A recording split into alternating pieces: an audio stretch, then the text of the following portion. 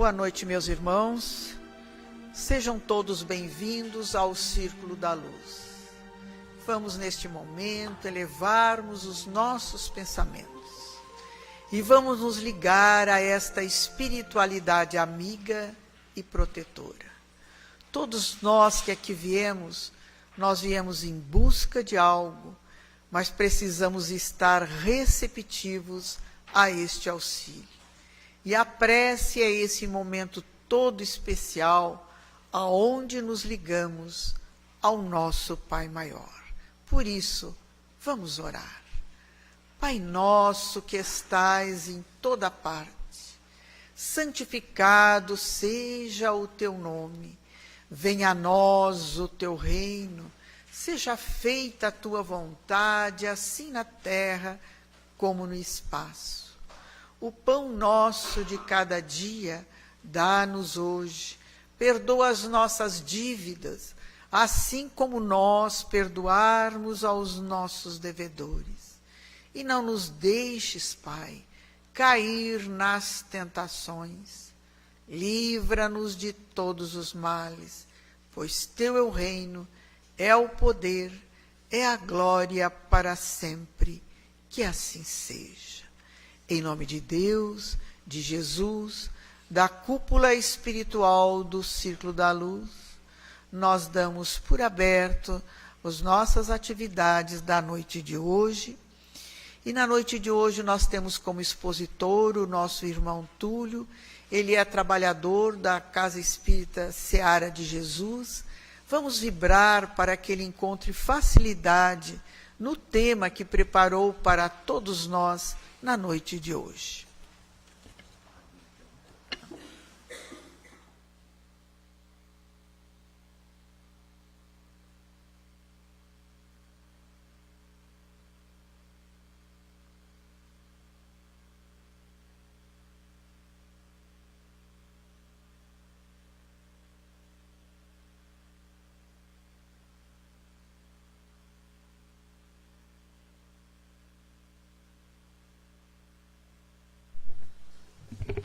Já devidamente cumprimentados e harmonizados, vamos começar a exposição da noite com uma pequena reflexão sobre uma campanha encabeçada pela Sport TV e pela Premier, que vai finalizar os trabalhos desta noite.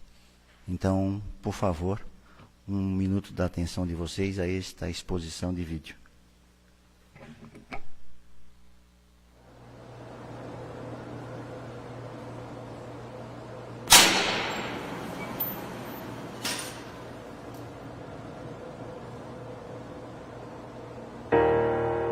Pessoas comuns, de cor, idade e origem diferentes.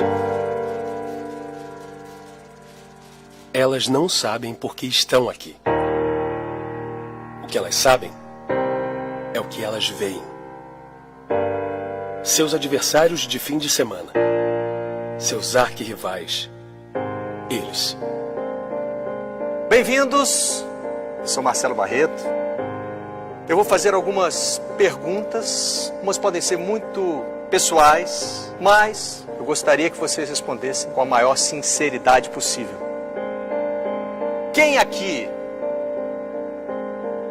era considerado o palhaço da turma?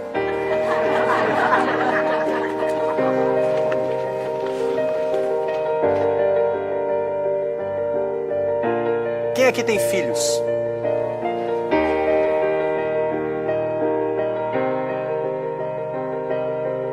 E esses são mães e pais solteiros. Alguém aqui já sonhou ser presidente da República?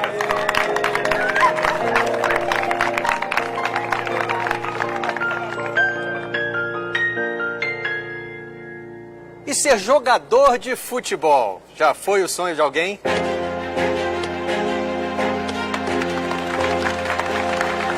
E goleiro? E aí vão os craques da hora do recreio. E os que eram escolhidos por último nas brincadeiras. Quem tem filhos que não torcem para o mesmo time que o seu? Tem os que viraram a casaca por amor e os supersticiosos de plantão.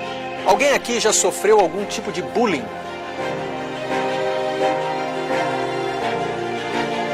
E os que praticaram e se arrependem por isso. Quem aqui perdeu o seu primeiro e grande companheiro de arquibancada?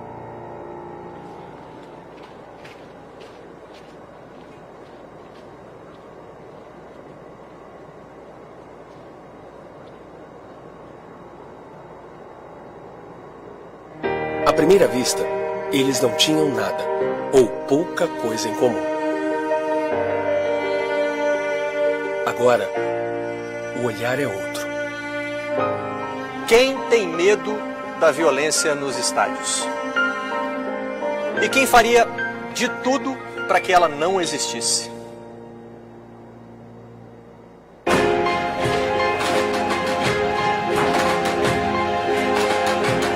Não existem mais cores, não existem mais bandeiras, não existe mais eles, apenas nós.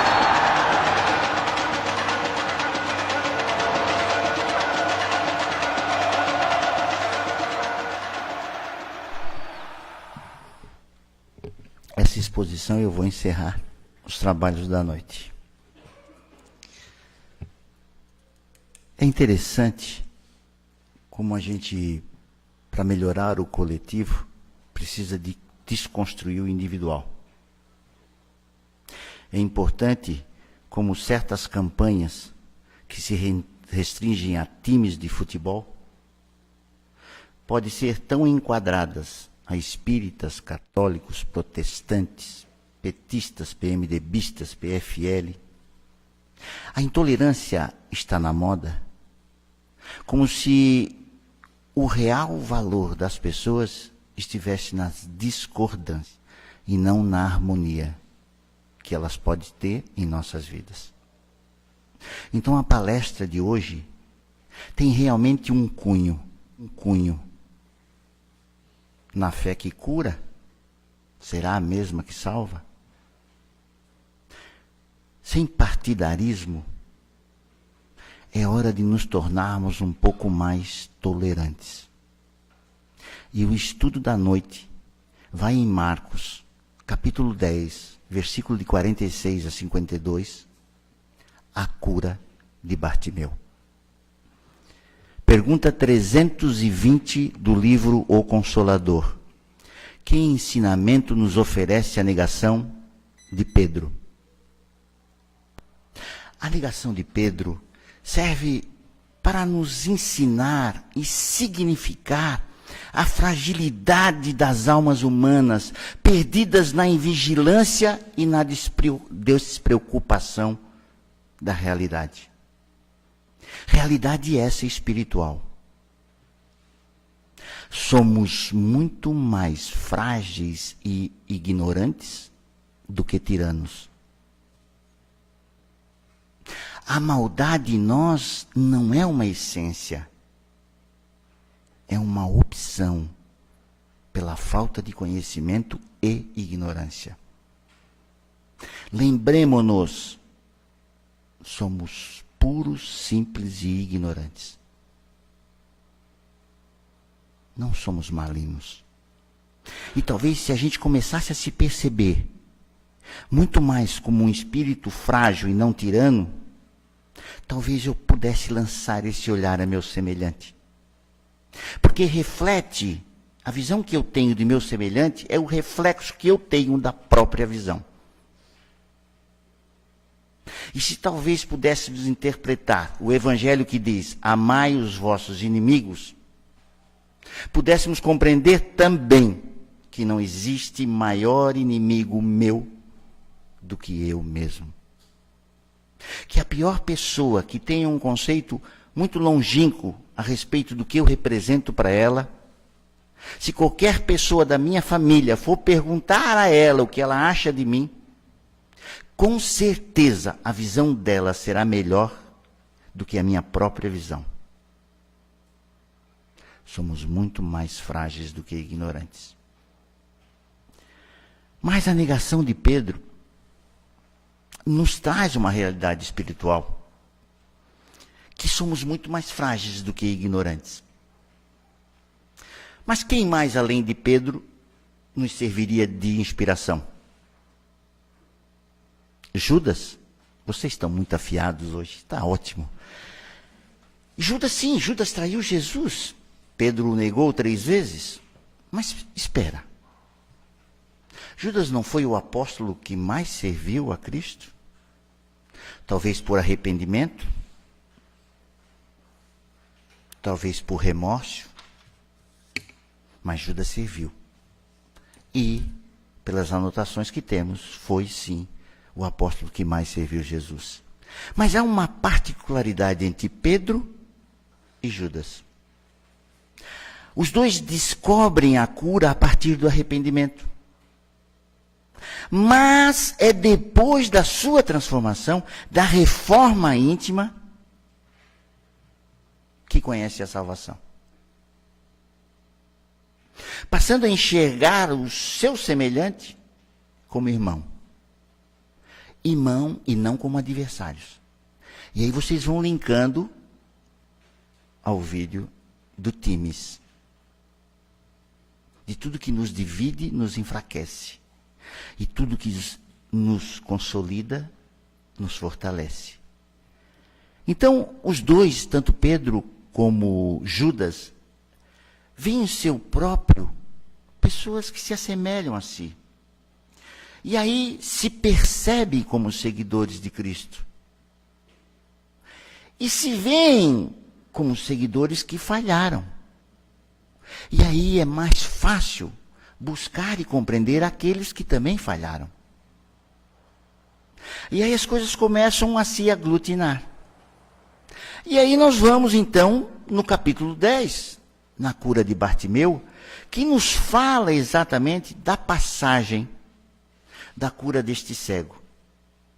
Mas o Evangelho de Marcos, ele precisa ser compreendido, para depois a gente poder ter alguma compreensão da sua narrativa. E para que a gente entenda quem foi Marcos, necessário se faz conhecê-lo um pouco mais. Marcos é o segundo texto dos 27 textos escritos no Novo Testamento. Foi um dos 4 evangelistas, embora muitos o concordem que a compilação de seu evangelho é um dos mais antigos. Mas não foi, porque Marcos tinha a idade de Timóteo. E pelos manuscritos das cartas escritas a Timóteo, considera-se que Timóteo e Marcos tinham a mesma idade. O seu evangelho é o único que destaca o lado humano de Jesus. Marcos destaca o lado humano de Jesus. E em seus evangelhos, ele retrata como as pessoas tinham medo do que Jesus representava. Como se toda a salvação viesse pelo um castigo. Uma infestação, um maremoto, um terremoto. Como se Jesus fosse um Deus dos trovões, que castigasse aqueles que não o seguissem. Assim era a interpretação de Marcos. E buscava essa desmistificação. Então, na prisão de Jesus, Marcos, ainda jovenzinho, se depara com os romanos e entrega o manto de Jesus na mão dos romanos. Ali se tem a primeira queda de Marcos. Soldados romanos que detinham o poder na época, passando por Marcos. Marcos, um garoto muito jovem, acabou não resistindo à pressão psicológica e de boa vontade entregou o manto de Jesus. Foi companheiro de São Paulo, discípulo de São Pedro, e reaparece mais tarde ao lado do apóstolo Paulo de Tarso. Marcos é filho de Maria Marcos, uma mulher que detinha uma condição financeira muito boa na época, irmão de Barnabé, que é companheiro de Paulo de Tarso na pregação em Roma, na peregrinação por Roma. Quando Paulo de Tarso e Barnabé voltam a Jerusalém, encontram em Jerusalém já um movimento muito grande do judaísmo. E Timóteo, que estava a substituir Pedro, oferece a Barnabé e Paulo que se escondam na casa de Maria João, temendo qualquer coisa que possa acontecer a Barnabé e Paulo. Eles assim o fazem. Dormem na casa de Maria João, irmão de Barnabé, mas lá chegando já vê a imposição de Maria João, pedindo e impondo que eles levassem Marcos com ele. João Marcos, como se chamava, ainda adolescente, não tem o mesmo entusiasmo da mãe. E Paulo de Tarso, preocupado com o entusiasmo só da mãe e não do filho, chama Barnabé e o adverte da responsabilidade que é conhecer Jesus sem estar preparado para conhecê-lo. E os três partem de madrugada para Jerusalém e fazem as peregrinações como todos. Marcos não faz parte dos 12 apóstolos, e assim como Lucas, mas consideram o primeiro e mais culto dos evangelhos. Em seu primeiro evangelho, Meu reino não é deste mundo, lembra que o reino de Deus também não é deste mundo. Relata a dificuldade que as pessoas tinham de seguir Jesus, sem que sobre estas pessoas houvesse uma cura ou um milagre. Os evangelhos exclusivos de Marcos estão o temor da família de que Jesus não estava bem da cabeça e a semente que cresce por si só. E iniciou os seus trabalhos evangélicos com o tio Barnabé e Paulo de Tarso. Mas pela pouca idade não resiste ao trabalho contínuo, e sendo ele filho de uma senhora abastada financeiramente, quando lhe é pedido para servir o alimento aos pobres e miseráveis, ele surta. E Marco falha pela segunda vez. Pede a seu tio para voltar para casa. Mas antes de voltar, Paulo de Tarso o adverte e diz da necessidade que deve ter Marcos do trabalho constante e da vigilância. E chama a atenção de Barnabé, de que nem todos estão preparados para conhecer Jesus. Marcos volta a Jerusalém, acompanhado de Barnabé. E o fato afasta temporariamente Paulo de Tarso de Barnabé. Mais tarde, reconhecendo a maturidade de Marcos, Paulo de Tarso escreve a segunda carta a Timóteo e o chama para dar continuidade aos seus trabalhos em Roma. Chegando em Roma, Marcos conhece a realidade de Paulo de Tarso, que os evangelizava da prisão. Das 13 cartas, 8 endereçadas a Timóteo, todas feitas da prisão. E Marcos não compreende como um cara pode passar tanto amor evangelizando da prisão, conseguindo transformar no que passava por algo que sentia. Marco é tocado. Marco era tocado pelo remorso de ter falhado em Cristo por 2 vezes. E Marcos revela um Jesus como alguém que age no mundo. Marcos revela um Jesus que através da tua fé te cura, mas que não te cura para que não te prenda. E Marco relata isso em seus evangelhos. E através das escolhas e do livre-arbítrio, Marco espera que a humanidade se desperte. para a vida futura e espiritual. Bom, agora sim nós podemos entrar no Evangelho de Marcos. Porque talvez agora, quando eu narrar a passagem de Marcos, isso aí é aquilo. Ele narrou dessa forma porque passou por isso. Ele não condenou a pessoa que fez isso porque ele também fez aquilo. E é essa psique que eu quero transferir para vocês.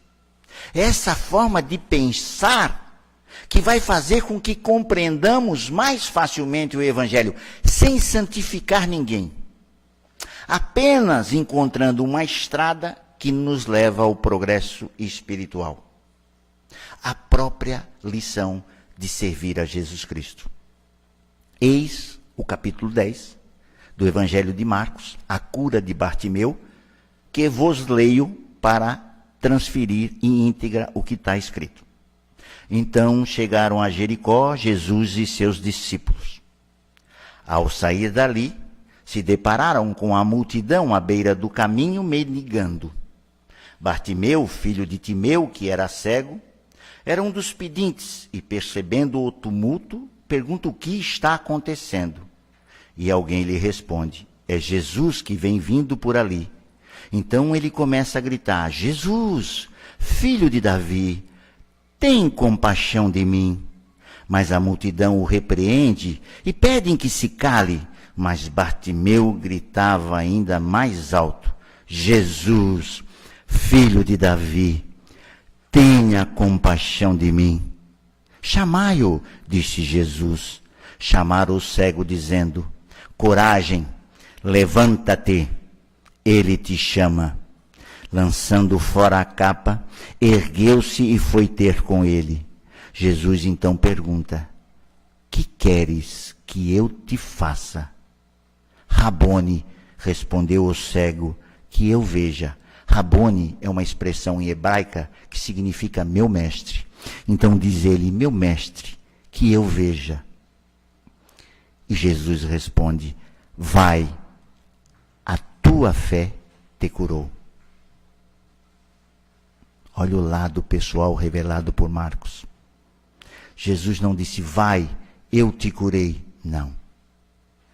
Jesus transfere, na narrativa de Marcos, todo o poder de cura para a própria pessoa. Mas por que só Marcos foi curado? Jericó era uma cidade de muitos cegos, e eu vou explicar isso depois. Com a invasão de Roma pelo poder econômico, não reconhecendo que poder algum tinha religião até o momento, passavam a buscar todos os comerciantes de Jericó e matavam, absorvendo assim a sua fortuna. E todos os filhos dos comerciantes homens cegavam, para que não tivesse uma revolta. E a todos estes cegos de Jericó era dado uma capa, escrita atrás, pobre e miserável. Isso significa um censo, um GPS que os romanos botavam para que identificasse qualquer movimento de revolta entre aqueles cujos seus pais tinham sido assassinados. Mas como o governo romano era um governo muito bom, deu a estes pobres, através da capa, a condição de viver de esmolas, sem ser importunados pelos soldados romanos. Então, o que fez Marcos relatar com tamanha precisão? O que fez Marcos ver no cego Bartimeu a necessidade de cura? E onde se salvou o cego Bartimeu? Marcos sabia a diferença entre cura e salvação. Foi curado quando Paulo de Tarso e Barnabé, através do esforço da sua mãe, os levaram para que ele começasse a a peregrinação. Mas Marco era muito imaturo. Não estava preparado para conhecer Jesus. Conheceu a cura, mas não se salvou. Não tinha nele o conhecimento que abafasse a sua ignorância e, através da cegueira material, pudesse despertar uma visão espiritual. Não. Só conseguiu quando teve próximo a si o exemplo de Paulo de Tarso. Bar, em hebraico, significa filho. Bartimeu, filho de Timeu. Bartimeu era filho de Timeu. Era um costume na época se colocar Bar na frente do nome dos filhos homens para que se chamasse Bartimeu, filho de Timeu. Se eu fosse da época, ia ser Bartúlio, filho de Túlio. Timeu, pai de Bartimeu, era um soldado de guerra israelita, aposentado, que ganhara algum dinheiro através da guerra, passando depois da guerra a se concentrar em Jericó e montar um comércio. Ali trabalhou por muitos anos depois da aposentadoria e acabou construindo um bom império financeiro. Quando Roma toma Israel, a preocupação de Roma é tomar posse de todo aquele que tem dinheiro. Porque o maior poder da época, reconhecido por Roma, era o poder econômico. A religião em si não detinha, não causava nenhum medo aos romanos. E assim eles faziam. E eles faziam de uma forma tão abrupta que os soldados seguravam as pálpebras dos filhos abertas e outro passava a tocha insistentemente até queimar a vista. Então olha a brutalidade que era na época. E aí vocês conseguem entender com essa brutalidade por que Bartimeu foi curado. Porque Bartimeu não se revoltou com os soldados romanos. Bartimeu se preparou para ir a Jericó, porque quem passava para Jerusalém tinha que passar por Jericó. E era a época de Páscoa, onde o comércio se estabelecia em Jericó e em muito maior número em Jerusalém. Então Bartimeu viu na proximidade da Páscoa uma oportunidade de levantar seus ganhos como cego, era a sua profissão, cego e miserável, para poder sustentar a sua mãe. Ali começa o processo de cura de Bartimeu. Ele se movimentando, ele não se lastimando, ele não se vitimizando, ele trazendo para si a dignidade de viver como cego e miserável. E aí, meus irmãos, essa expressão de pobre e miserável é que a gente fica se perguntando o porquê da situação pobre e miserável. Era a condição que lhes permitia viver de esmolas. Então, quando ele reaciona assim, preste atenção no Evangelho. Bartimeu pega a sua capa e joga para trás. Bartimeu abriu mão como cego da sua capa. Sabe quantas pessoas tinham atrás de Bartimeu? Imagine a cena. Ele largando mão da capa, jogando para trás, e uns 15 a 20 pessoas se esbufeteando para pegar aquela capa para poder viver de esmola. Que garantia tinha Bartimeu de ser curado por Jesus? Nenhuma. Que garantia tinha Bartimeu de largar a sua capa para trás, conversar com Jesus, voltar para pegar a sua capa de volta? Nenhuma. Existe um ditado que, numa tribo, muitos oraram para que chovesse, mas só um índio saiu com guarda-chuva. Fé é muito mais que uma expressão de se sentir. Fé é a expressão que nos movimenta a ir em direção a algo que nós simplesmente confiamos. E ali começou o processo de cura. Por que então Marcos registra em seu evangelho? Jesus disse, tua fé te curou. Porque foi a fé de Marcos que o curou. Porque Jesus não faria isso, curaria um cego no meio de 50. Jesus não dá a maturidade a nós se não o procurarmos. Jesus não dá sentido à nossa vida se não sofremos. Jesus não desperta através da dor para que acordemos na felicidade eterna.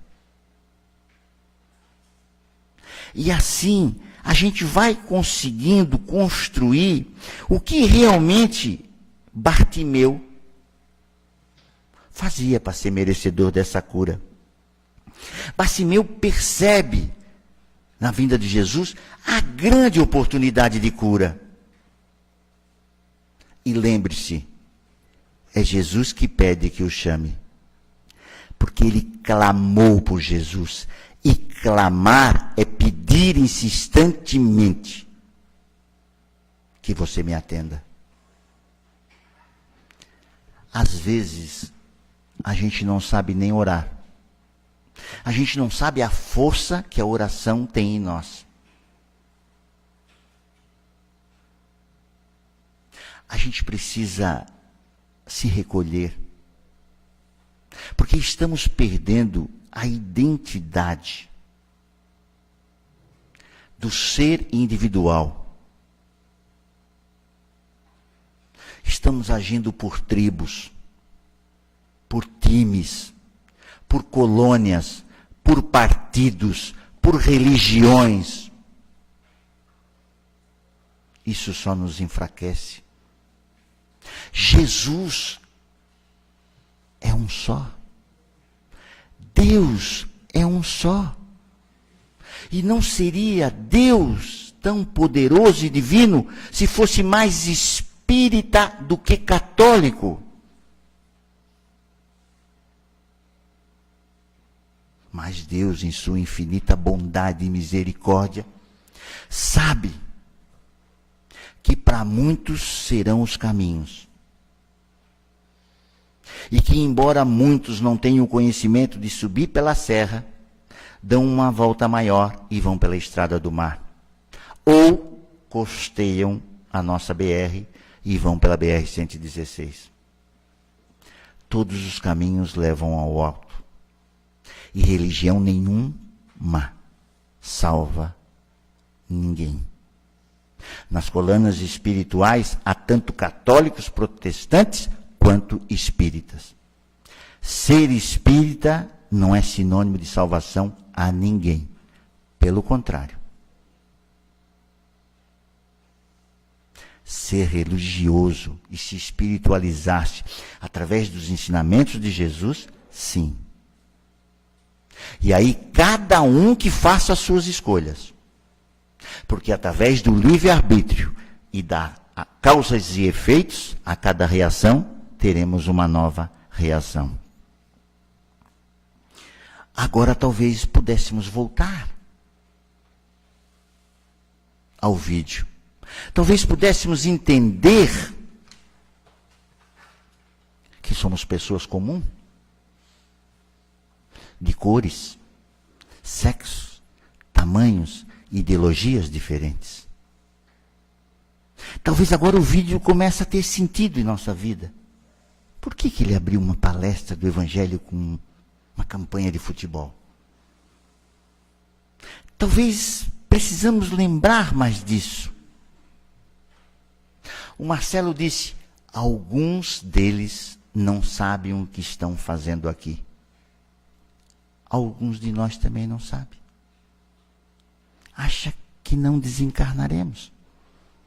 Acha que ficaremos aqui para sempre. Alguns de nós vivem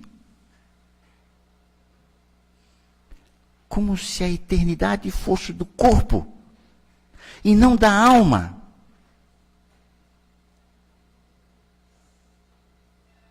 Talvez a gente pudesse linkar e começar a entender que muitas coisas são repetitivas, de visões diferentes, de focos diferentes. Talvez vocês possam olhar para mim com um pouco mais de piedade e não me ver como um expositor, mas como alguém que tem muita vontade de achar o caminho, de buscar a paz interior e de talvez achar isso tão, mas tão conformador, consolador, que talvez eu queira dividir isso com vocês.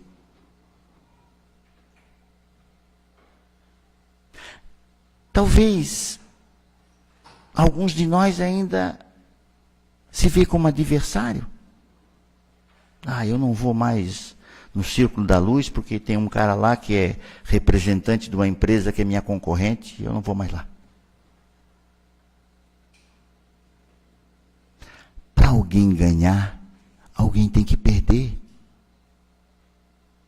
Que Deus seria esse? De fazer ganhar o seu time e perder o meu. De sobressaltar a sua religião e humilhar a minha. E aí a gente começa a raciocinar. Talvez agora eu consiga entender do que ele quer falar. Que a fé que cura não é a mesma que salva. Porque o que te cura pode te despertar de algo latente que vem te incomodando. Mas se nós não nos transformarmos, se nós não mudarmos, essa dor se repete e vira sofrimento. E a gente se pergunta, por que, meu Deus? Quando deveríamos perguntar, para que, meu Deus?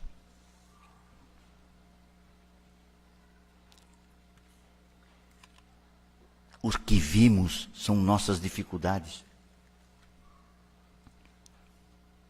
E as pessoas que estão melhores que nós. Não conseguimos enxergar que são oportunidades.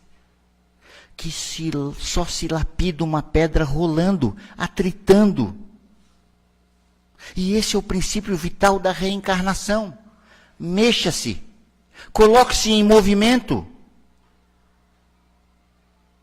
Não olhe para os que estão acima de você. Mas veja e perceba o quanto você pode fazer por aqueles que ainda não chegaram na condição que você chegou. E lembre-se, muitos já se foram para garantir que você estivesse aqui hoje. Não se vitimize. Porque quando se vitimiza, se constrói o individualismo.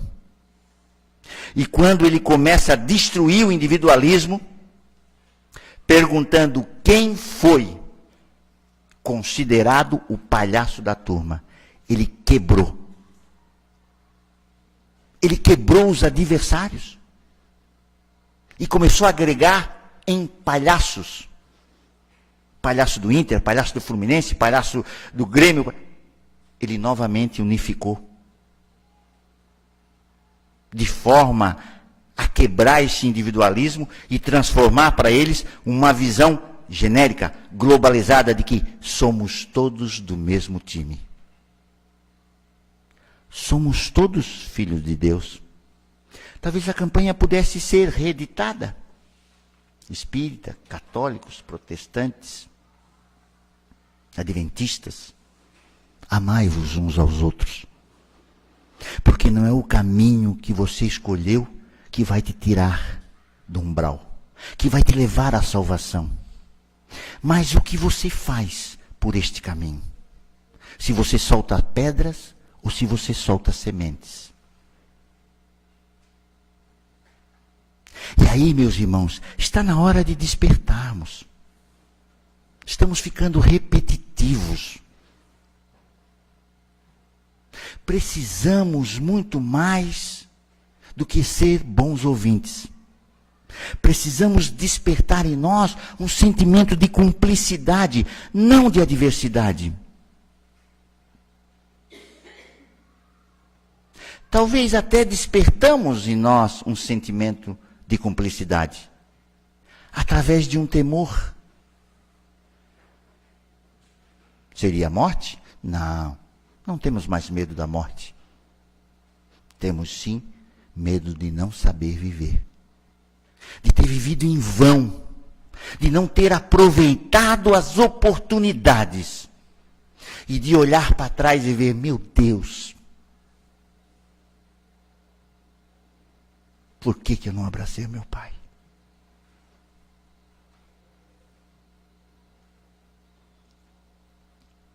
Meu Deus, por que eu não dei um beijo na minha mãe?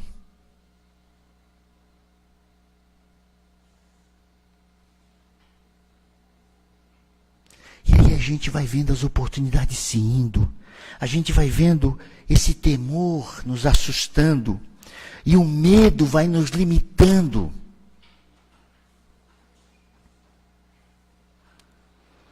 Temos que redefinir qual o nosso propósito. O propósito é algo que define a intenção de cada um. Alguns não sabem o porquê estão aqui. Qual o nosso propósito? O que viemos fazer aqui? Talvez o propósito nos direcione como uma bússola ao nosso desígnio. E desígnio é algo que está divino em nós. É algo que é sagrado. É algo que nos impõe a vontade de fazermos e sermos melhores. Talvez de viver de modo a nos perceber melhor quando partimos do que quando chegamos. Não nos vitimemos. Admitimos as nossas fragilidades.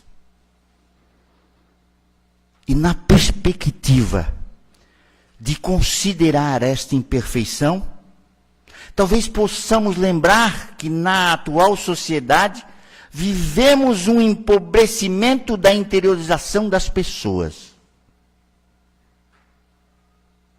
Perdemos a habilidade de conversar. Nos comunicamos hoje.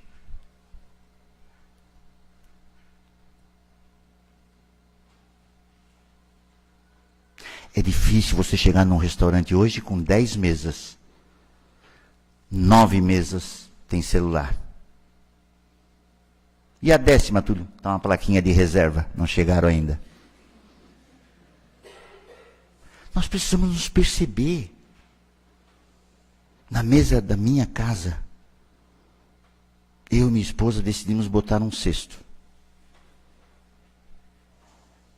Eu tenho um filho que se formou um ano advogado, tenho um filho em último ano de medicina e tenho uma filha no 2º ano de odonto. Pensa em pessoas importantes. Tudo tem que ser resolvido na hora da mesa. Não, pai, mas não, pai. Se não tirar o celular, eu tiro o prato. Nós temos que se perceber como uma solução dos nossos problemas. Não Deus. Libere Deus. Deus está cansado. Deus está cansado de mim, está cansado de vocês. Deu inteligência, deu saúde. Tragam a responsabilidade da vida, da felicidade, da tristeza para si. Não se vitimize. Não se ache um coitadinho. Porque se vocês fossem coitados, se eu fosse um coitado, nós estaríamos no umbral. Não estaríamos tendo a oportunidade que temos de reencarnar. No século XVI, éramos tão atrasados que 15% das pessoas morriam de violência urbana por ano. 15% das pessoas que morriam por violência urbana. 15%. Na metade do século XX, este número caiu para 5%. No início deste século, este número caiu para 1%. Pasmem, 2011, desencarnaram 62 milhões de pessoas no mundo. Dessas 62 milhões de pessoas, 620 mil foram vítimas de violências urbanas e terrorismo. 1 milhão se matou e 25 milhões tentou suicídio. Você corre mais risco em casa, trancado no quarto, do que na rua. Saia. Levante-se. Movimente-se. Se preste a fazer algo. Porque servir a uma causa maior é o propósito que nos define e que nos traz a esse planeta como seres humanos em experiências espíritas. Ou espíritas em experiências humanas.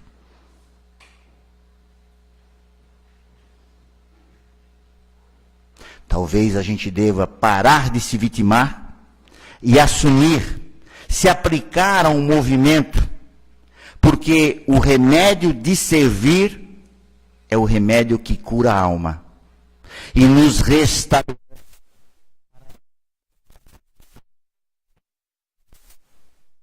Para compreendermos que aquilo que nos adoeceu nos despertou para a cura, nos transformou, nos reformou e nos salvou. Que a paz de nosso Senhor Jesus esteja em nossos corações. Que assim seja.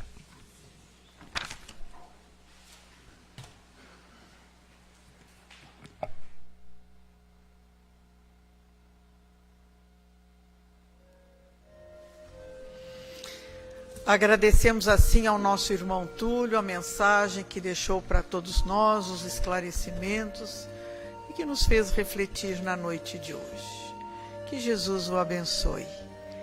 E vamos pedir também agora pela magnetização das nossas águas, que as energias salutares possam recair sobre elas, pelos nomes que se encontram nas urnas de encarnados e desencarnados, pelos irmãos que se encontram num leito de um hospital, nos presídios, pelas crianças ao abandono, os idosos, por aqueles que vivem nas sarjetas da vida, por aqueles que perderam seu ente querido. Que a bondade infinita do alto envolva a todos esses irmãos neste momento, recebendo eles de acordo com as suas necessidades. E nós, Senhor, que aqui estamos na Tua casa de amor, procurando conhecer o Teu Evangelho, colocá-lo nas nossas vidas, mas às vezes tropeçamos. Mas a Tua mão amiga nos acolhe, nos ergue, porque Tu sempre estás conosco. E vamos então, neste momento, nos prepararmos para o passe. O passe é transfusão de energias, onde a espiritualidade amiga envolve a cada um de nós neste momento, aonde podemos aurir das energias para o refazimento do nosso corpo físico e do nosso corpo espiritual. Vamos sentir como uma luz a penetrar todo o nosso ser, a entrar pelo nosso centro coronário, frontal, laríngeo, cardíaco, esplênico, gástrico, genésico. Vamos nos reabastecer do amor divino, porque todos nós neste momento queremos a paz de Jesus, queremos ter o equilíbrio, queremos o consolo do nosso Pai maior. E quando elevamos os nossos pensamentos e nos ligamos a esta espiritualidade amiga, nós sentimos todo o nosso ser uma proteção, uma paz e o amor, que é o amor do nosso Pai. E unidos que aqui estamos, num só sentimento e num só coração, a Ti elevamos, Senhor, nossa prece de gratidão. Pai nosso que estais em toda parte, santificado seja o Teu nome, venha a nós o Teu reino, seja feita a Tua vontade, assim na terra como no espaço. O pão nosso de cada dia, dá-nos hoje, perdoa as nossas dívidas, assim como nós perdoarmos aos nossos devedores. E não nos deixes, Pai, cair nas tentações. Livra-nos de todos os males, pois Teu é o reino, é o poder, é a glória para sempre. Que assim seja. Em nome de Deus, de Jesus, da cúpula espiritual do Círculo da Luz, nós agradecemos a proteção e damos por encerradas nossas atividades da noite de hoje e uma boa noite a todos.